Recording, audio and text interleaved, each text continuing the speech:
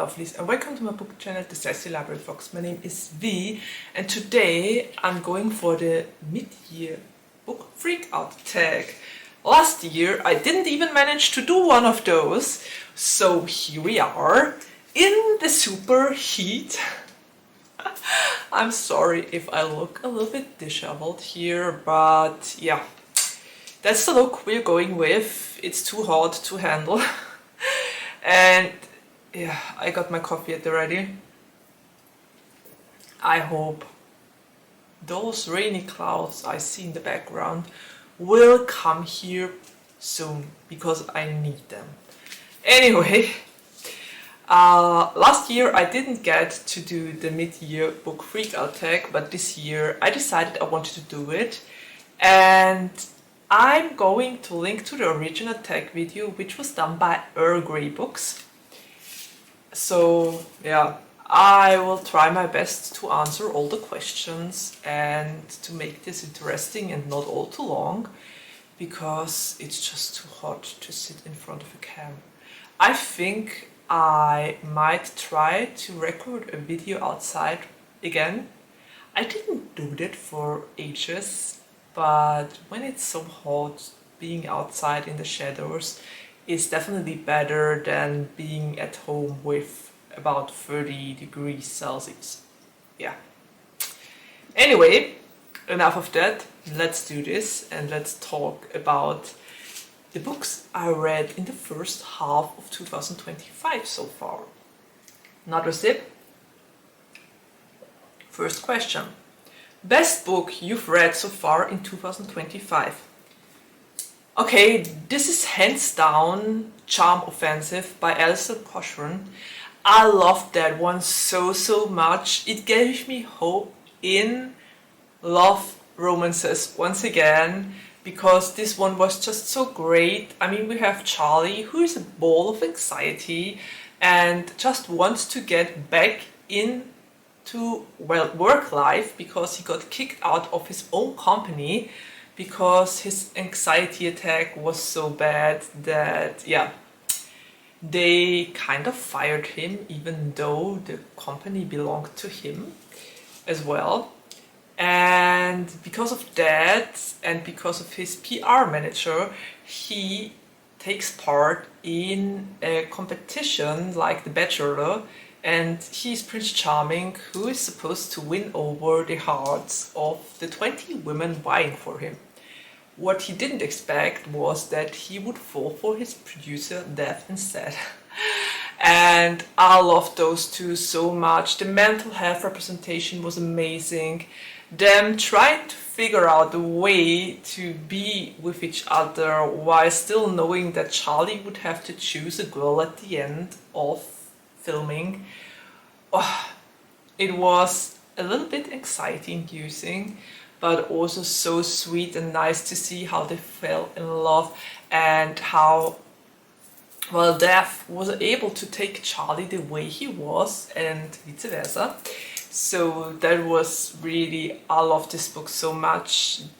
It had so many amazing and great moments, and the banter was great as well. And yeah, definitely it's the best book I've read so far this year.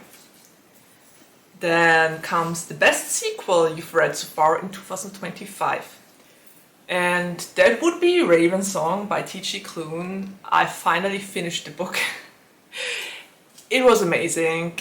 I loved it so much. And yeah, it's definitely the best sequel I've read so far. I read a lot of other sequels as well, but I think this is the one I rated the highest. Yeah, we will go with this one. Raven Song by T.J. Klune. I won't talk all too much about it, but if you know the Green Creek series, you know that it are werewolf books, where every werewolf finds his mate, which is amazing. I love the way T.J. Klune writes his characters, and the banter and the funny scenes, and also the very serious and sad moments. So there's that. Okay, next one. Question number 3. New release you haven't read yet but want to. Okay, that would definitely be The Golden Raven by Norris Zakevich. I didn't even read The Sunshine Court yet, but I heard so many good things about both of those books, and I think I might read All for the Game or reread All for the Game first before I dive into The Sunshine Court and into The Golden Raven. If I made it through all of those 3 books of the first trilogy, I might finally be able to write my review of the last book. And then I might finally be able to pick up the other 2, maybe even 3 books, if Nora manages to get out the 3rd book in that new series by then. So I guess we will see. I need to get to this new trilogy, but I think it's best if all 3 are out already, and I definitely should reread the first 3 books of the All for the Game series, because I need to remember a lot of things. Especially the 3rd book. I still haven't written a review for... yeah. Anyway, let's see to question number 4 instead. Most anticipated release for the second half of the year. I think by now this book might already be out, but I'm still going with it. It's Bury Our Bones in the Midnight Soil by W.E. Schwab. I love Schwab's books. I loved all of them so far, and this one has me very intrigued because I heard reviewers talk about 3 women, sapphic vampires at that, and quite honestly, the title alone sounds so great already. I honestly can't wait to pick that one up, and I think it was only released in June. So yeah, not exactly the second half of the year, but pretty close. Closer than a book that would have been released in April or in February. We just go with this. Cut me some slack here, okay? It's the heat. Okay, never mind. Question number 5. Biggest disappointment? Well, the good thing is, of the 23 books I managed to read so far, I enjoyed most of them. The only book that was kind of a disappointment was The Last Heir to Blackwood Library by Hester Fox, because I expected it to be more creepy, and the ending was kind of anticlimactic.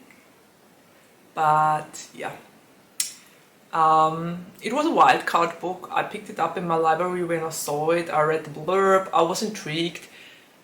At the beginning it was a really nice and great book, and I enjoyed to read it, but then it kind of lost me. So I gave it 3 paws, and this is actually the worst rating I gave this year so far, which tells me that I had a pretty great reading year. Even though I didn't manage to read as many books as I usually do, the ones I read were actually good.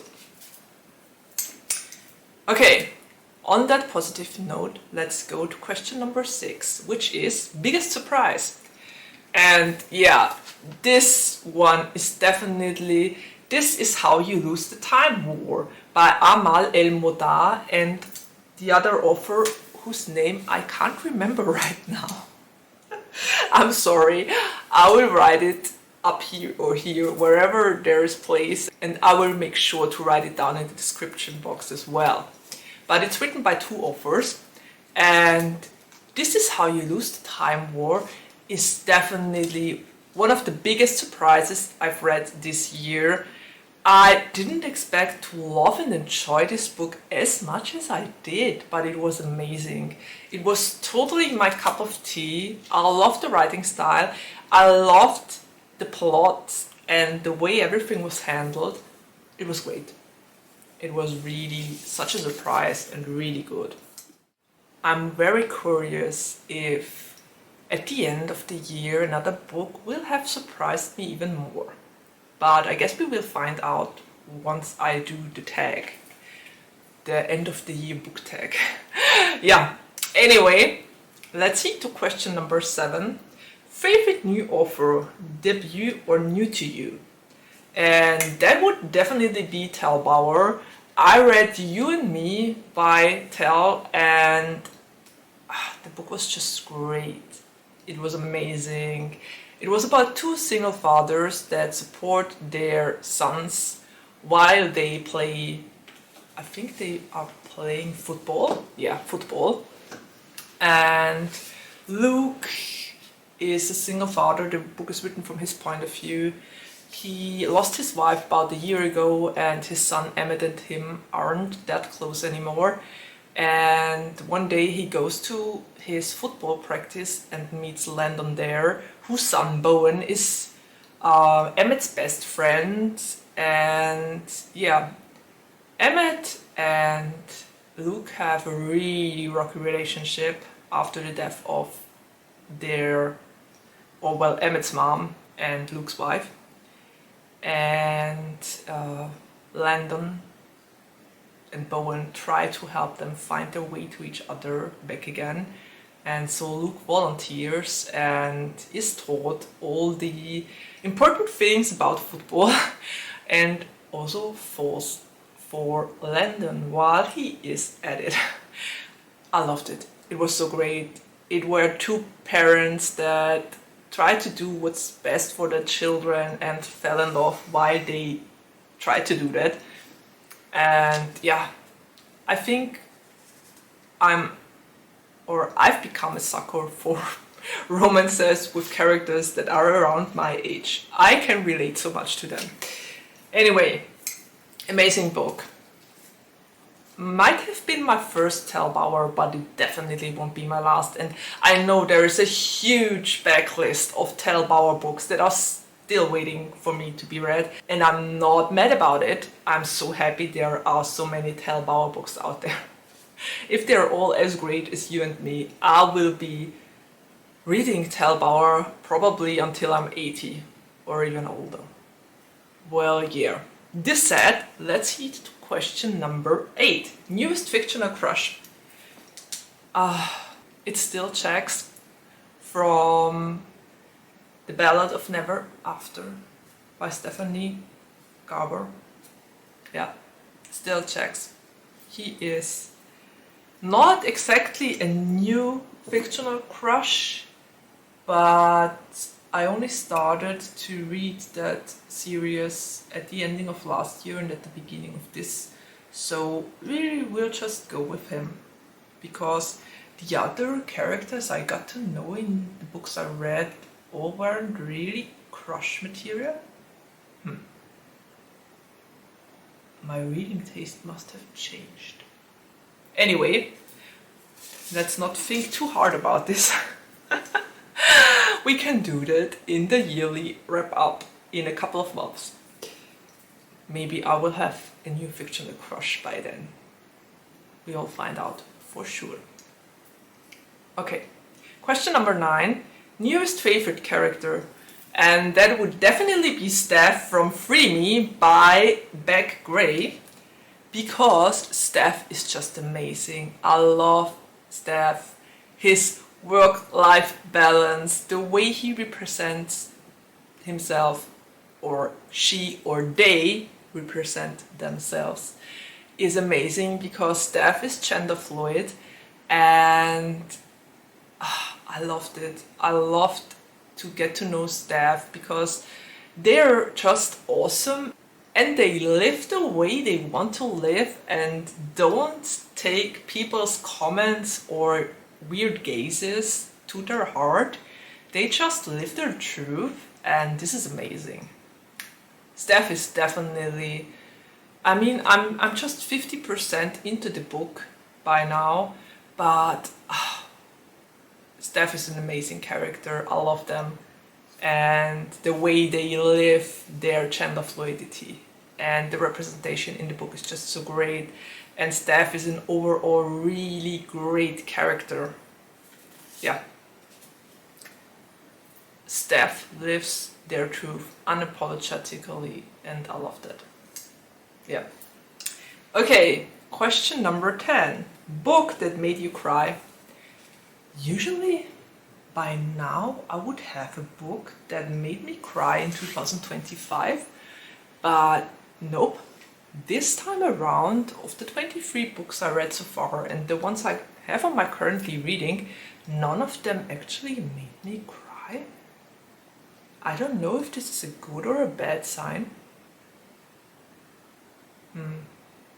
I think I tried to not to cry when I read You and Me by Tal Bauer, but I didn't really flat out cry, so that doesn't count. And the other books, no, none of them made me cry. I'm certain this will change by the end of the year. I will have read a tearjerker by the end of the year, but so far, none of them. That's the answer I'm going with. Number 11. Book that made you happy. I think I can definitely say that it was Love You Radically by Ellie Hazelwood, because this book made me laugh so much. I giggled, I chuckled, I grinned.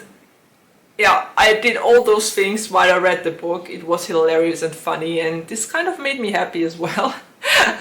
So yeah, that book was great and very funny and totally my cup of tea. It's interesting because my sister didn't like it that much.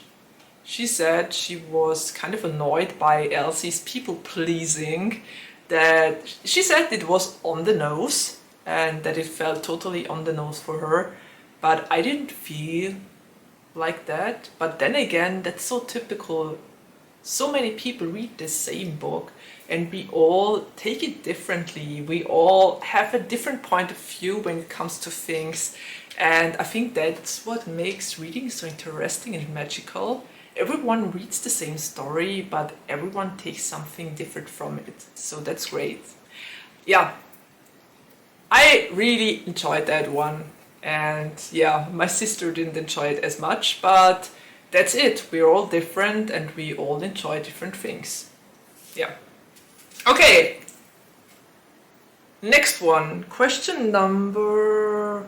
Oh, wait, hold on a second. I didn't answer question number 12, which is most beautiful book you've bought so far this year or received. I think this would be Heart Song by T.J. Klune, because I finally bought book 3 and 4 to finish the series, and the cover of Heart Song is just so gorgeous. I just love the way it's drawn. It looks beautiful. Yeah. Question number 13. What book do you need to read by the end of the year? I think the last one that's still on my currently reading and has been there for a very long time is Winter by Marissa Mayer. And I'm so going to finish this one this year. I read the other 2 books that have been on my to-be read for ages and finally finished them. And this is the last one that's been on my currently reading for a very, very long time. And I'm so going to read it until the end of the year, so that all those 3 huge books are finally away from my currently reading and that I finally managed to read them. And I will be careful with picking up books that have more than 500 plus pages in the future, because all those 3 books I spoke about, and Winter is one of them, it has about 800 plus pages I think, were huge books, and then it took me ages to get to them and to read them. So yeah, I learned my lesson for the future and won't put 500 plus books on my to-be read and currently reading anymore. Okay, last question. Favorite book community member? Everyone, quite literally everyone. I'm so glad I'm still in the bookish community and there are still people around here that post their videos. I love to talk bookish with Sarah and with Sabrina. They both still comment on my videos and talk books with me, but I'm also very, very happy that I found a lot of other booktuber friends, like Ellie at Bibbidi Bobbidi Books or Bia at Mama Needs to Read Romance, Jay at My Quarter Life Crisis, Rosica at The Midnight Reader, Jam at Bookish Jams, or, well, do you have a different channel name by now? I think you might have changed it once again. In the meanwhile, I will make sure to write all their channels down below in the description box so you can check them out. But yeah, they are all amazing creators and their content, their bookish content is awesome. I can highly recommend watching all their videos. And yeah, I think that's it for now. Yeah, I have nothing to add here. This was a fast journey through the last half year of 2025, or the first half of the year 2025. I hope you enjoyed it. It was interesting for me to think about which kind of books I enjoyed this year and which I didn't. I would love to hear what your answers would be to some of those questions. Just make sure to write it down in the comments below. You all know I love to get a comment. And yeah, I guess we're already at the ending of my video. I will make sure to get one up at the ending of the year as well. And yeah, there's nothing left to say except of take care, stay healthy and safe, and see you around the next time. Bye!